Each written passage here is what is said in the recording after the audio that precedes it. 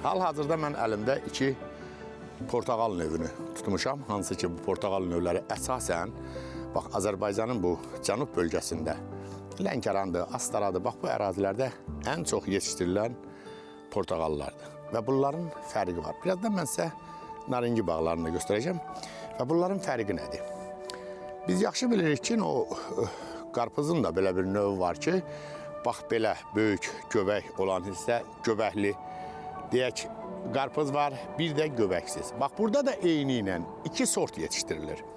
Və bu sortların içində zənnim məni aldatmadı. Bizim burada Emil qardaşımız var, hansı ki, bax, bu bağın sahibidir. Hələ bu Washington palmaları haqqında birazdan danışacağım. O qeyd etdi ki, ən keyfiyyətli məhz, bax, bu göbəkli dediyimiz, bax, bu portağallardır. Bunların Azərbaycana gəlişi, yəni burada bəzi meyvə növləri var ki, subtropik meyvələr Azərbaycana xarici ölkələrdən ixrac olunur. Məsələn, götürək kivini, götürək feyxuanı, onların tarixi haqqında da sizə məlumat verəcəm. Və mən çox istəyirdim ki, bura təxminən bir 3 həftə öncə gəlim. Ancaq biraz gecikdim, amma yenə də istədiyimə nail oldum.